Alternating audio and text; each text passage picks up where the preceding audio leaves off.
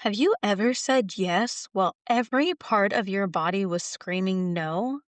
You smiled, you agreed, you went along with it, and later called yourself weak or too nice? What if that wasn't a personality flaw, but a survival response your nervous system learned to keep you safe? Hey there, and welcome to Beyond Survival, a Pathway to Peace. I'm your host, Naomi Stanchfield. If you're living with the effects of trauma or PTSD, you're in the right place. I know what it's like to live in survival mode, always waiting for the next shoe to drop. For years, I searched for peace, for a way to feel safe in my own body again. That search became the foundation of the work I do today as a trauma-informed coach.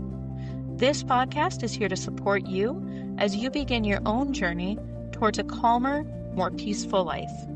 Each week, we'll explore real tools, heartfelt conversations, and simple practices to help you heal, one step at a time. You don't have to walk this path alone. Let's take it together. We talked in episode 1 a little bit about fight, flight, and freeze survival responses, and there is a fourth response that most people don't really talk about. That's called the fawn response.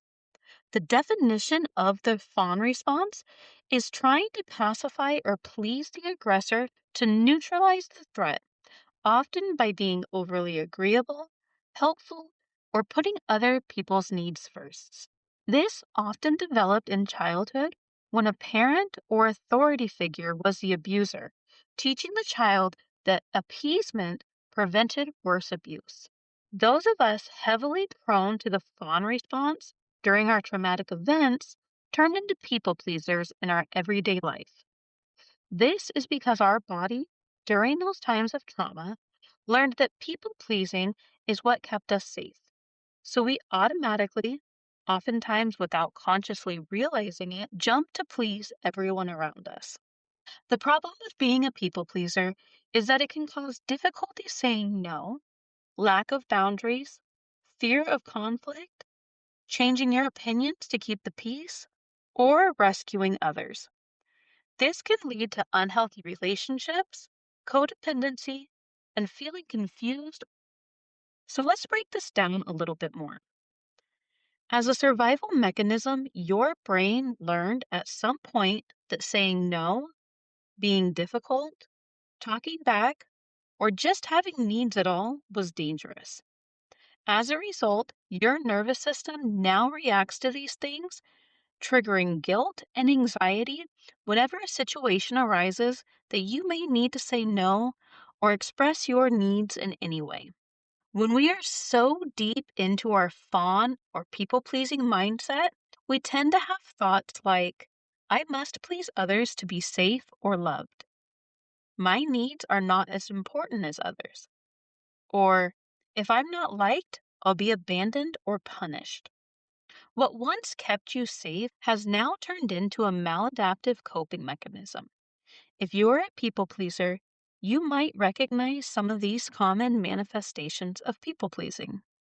Difficulty with setting boundaries. You find yourself saying yes to things you don't want to do, feeling guilty for prioritizing yourself, and struggling to enforce limits. Excessive apologizing. You find yourself saying sorry for things that aren't your fault as a reflex to de-escalate potential conflict. Conflict avoidance.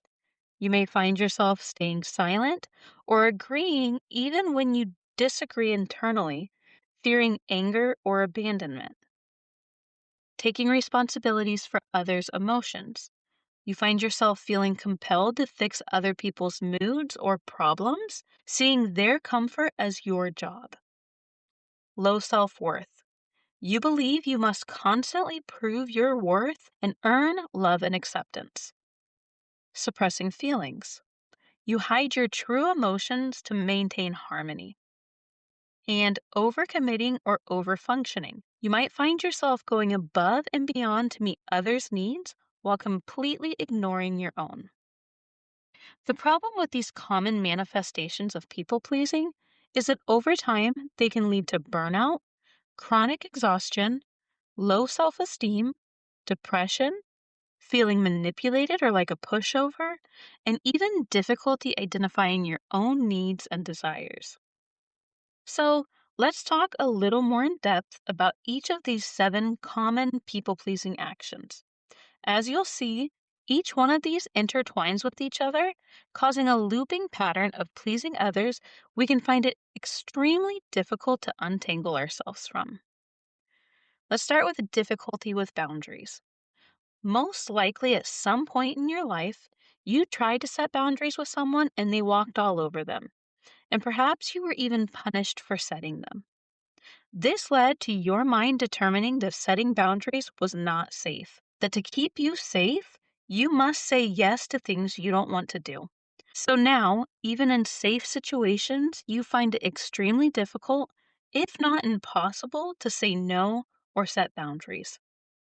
Over time, saying yes to people even when you don't want to, and ignoring your own wishes, desires, and needs can lead to you having difficulty even identifying your own needs and desires. Losing a sense of who you are at the core, even making identifying your values impossible.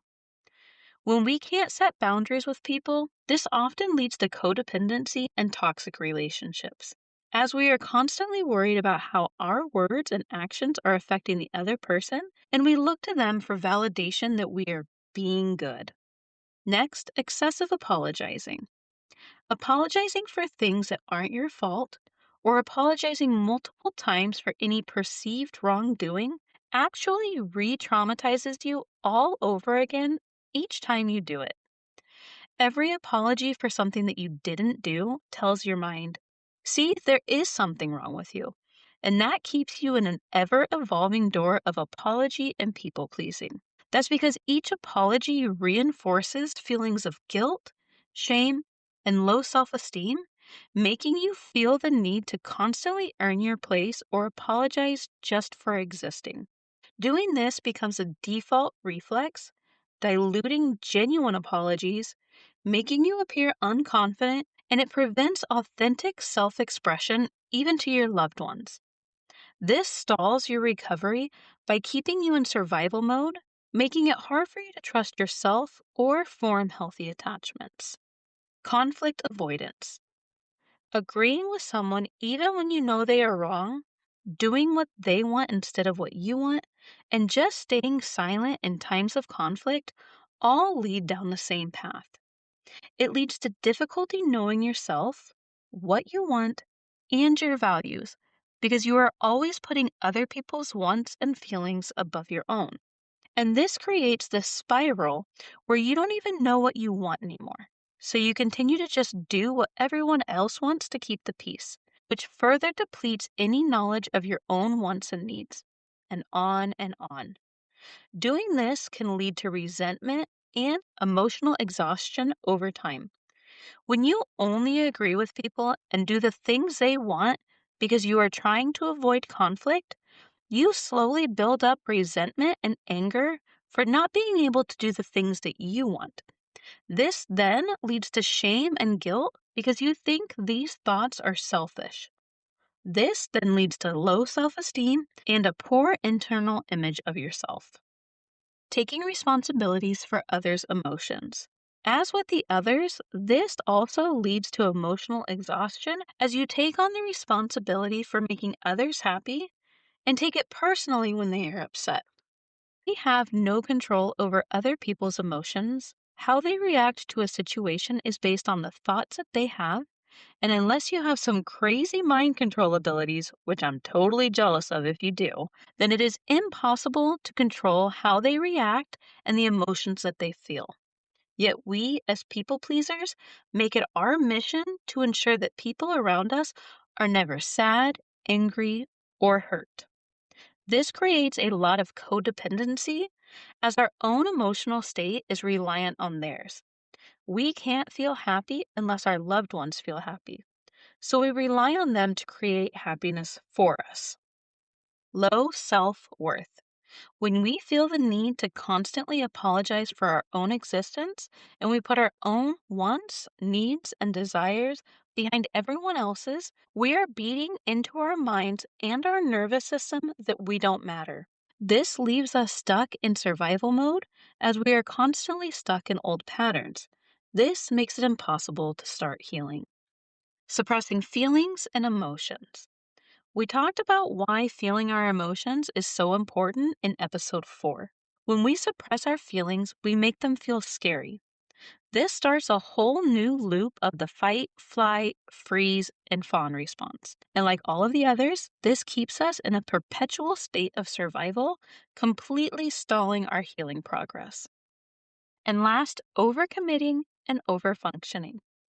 We take on all of the responsibilities in our household, afraid that others will be upset being asked to do anything. We agree to every request that friends and family make of us to keep them happy. We put everyone else's happiness and needs above our own. Just saying these sentences have me mentally exhausted. When we don't leave time to tend to our own needs, to fill our own cups, that spills over. We become more and more emotionally exhausted and incapable of truly supporting those around us. And it can also lead to poor decision making. When we focus on what other people want instead of what we want, we will make decisions that, if left solely up to our wants, needs, and desires, we wouldn't make, just to please them and to keep the peace. They start out as small decisions. Oh, we won't clean the house this weekend so that we can go watch that movie my husband wants to see. But slowly, the bad decisions escalate, and eventually we find ourselves overextending our financials, time, and emotional budgets, trying to please those around us. We make everyone else happy at the detriment of ourselves. Let me tell you my people pleasing story to really drive this home for everyone. As a small child, I learned that I couldn't say no. I was sexually abused for years, and my no's were ignored and oftentimes punished with cruel words and actions. I was also punished for expressing my thoughts and needs. I remember this one time asking to go do something with my adoptive mother and my sisters. If I remember right, she was taking them shopping. I had wanted to go to church that Sunday, but when I found out that they were going on this little date, I changed my mind and I asked to go. I was told no because I had already said I would go to church. It was then that I expressed my long-standing feelings of, you don't really want me. I'm just a burden that you had to take on because you wanted to adopt my little sisters. I'm sure at the time I didn't use those words exactly, but however I phrased it, I was grounded for expressing those feelings. So I learned very quickly that I couldn't say no and that my feelings were bad and things that I should keep to myself. At the time, those thoughts protected me. I stopped saying no so that I didn't have to endure the additional trauma of cruel words and physical punishments, and I wasn't punished for my feelings as I stopped expressing them.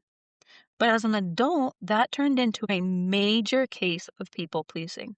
Every single relationship that I got into, I took on the hobbies and the likes of that person. I can remember clearly hating Star Wars before I met my ex-husband. But when we got together, I all of a sudden enjoyed it so much that I was spending hundreds of dollars on collectibles and games from the franchise. Another time, I started drinking heavily when I met my youngest daughter's father because he was an alcoholic. Even though I had always hated the feeling of not being in control of my own mind and body. Every friendship and relationship that I got into, I found myself doing everything I could to please them. We ate what they liked, we went where they wanted to go, we watched what they wanted to watch. Over time, I didn't even know what I liked anymore. To this day, I am still trying to find my own hobbies and likes, slowly learning myself again. Many of my past relationships ended because I was too scared to voice my thoughts and feelings, and the resentment for them would build up until I could no longer handle it, and I would end the relationship. At the time, I convinced myself it was because they were bad and they had done something wrong. But the truth is, I was emotionally exhausting myself to the point that I couldn't take it anymore. When I finally realized that this was my cycle, I had to take some time to myself and truly learn who I was again. Over time, I have realized I enjoy cooking, crafting, gardening, canning, reading, writing, and helping people. I have found joy in my own hobbies again, and I have found my voice again. I am now able to voice my feelings and emotions and get my own needs met. Now, let me be clear here. It still isn't easy. I have to fight my own mind and body each and every time I want to voice a feeling or a thought I have that I think might upset someone. But I have learned how to conquer that fear that shows up. So, how can you start making changes in your life to find yourself again and stop people pleasing? Here are 8 strategies that you can use to start getting out of fawn mode and stop people pleasing. 1. Develop self awareness. Identifying triggers and patterns where you people please or fawn. Body scans work really well here. When you feel the urge to people please, take a moment and see where you felt that in your body. Or, if you don't catch it beforehand, stop once you realize that you were just in the throes of people pleasing and ask yourself, what were the feelings you had in your body right before you took those actions? That will help you start being aware of how your body reacts in those moments of feeling unsafe, even if your mind hasn't fully caught up yet. Then ask yourself what your authentic response would be in those moments. How would you have responded or acted if you weren't worrying about pleasing the other person? 2. Set and practice boundaries. Start small. Learn to say no to protect your energy and prioritize your own well being. It could be as simple as saying no next time your partner asks you to get them something when you're busy. Let them know, I would love to do that for you, but I'm busy right now. It's going to feel very difficult in the moment, but each small boundary that you set gives you practice and more confidence to start setting bigger and bigger boundaries. And it also teaches the people in your life that you matter as well. 3. Cultivate self-compassion. Recognize that fawning is a survival tactic, not a personal failing. Be kind to yourself as you heal. Now, self-compassion is one of the hardest things we have to learn in our healing journey, and we're going to talk a lot about that in an upcoming episode. But in the meantime, just give yourself grace as you go through this healing journey. 4. Validate your own needs. Counteract past invalidation by acknowledging your own feelings, desires, and experiences. What you want, need, and desire are all very important. It is not selfish to want or need things, and it is not wrong to act on those wants or needs or to express them to other people. We don't have to start acting on them right away, but validating them to ourselves as okay things is the first step. 5. Build self-worth independently. Pursue hobbies, focus on personal goals, and list your positive traits unrelated to others' approval. When we learn what we like, want, desire, and what is good about us, we will slowly gain the confidence to exert our needs and desires. 6. Practice assertiveness. Rehearse saying no or stop out loud in front of a mirror or in a self-defense class to build vocal strength. The more our bodies and our minds get used to us saying these things, the less scary they will feel when we actually need to say them in a real scenario. 7. Create space. When feeling overwhelmed, pause and ask yourself if you must solve someone else's problem or if you need to step back. Oftentimes, people pleasing is a knee-jerk reaction that happens before we even realize that we are doing it. Giving ourselves a few moments to process the situation and ask ourselves what our role is in it, we may actually start making choices more focused on pleasing ourselves than others. And number 8, find supportive communities. Group therapy or support groups offer shared experiences and validation. You can head over to Facebook and join our group, Beyond Survival Healing Together. There, we can create a safe place for all of us to go on this healing journey and support one another. As we wrap up today's episode, I want you to remember, people pleasing isn't who you are. It's something your nervous system learned to keep you safe. What once protected you doesn't have to define you now. Healing from the fawn response is about slowly teaching your body and your mind that it's safe to have needs, to say no, and to take up space. Each time you pause before saying yes, or you voice an authentic feeling, you're reclaiming a piece of yourself that trauma stole. Take a deep breath with me right now. You are learning, healing, and doing such brave work. Thank you so much for joining me today on Beyond Survival, A Pathway to Peace. I'm so grateful to walk alongside you on this journey. Remember, healing isn't about perfection.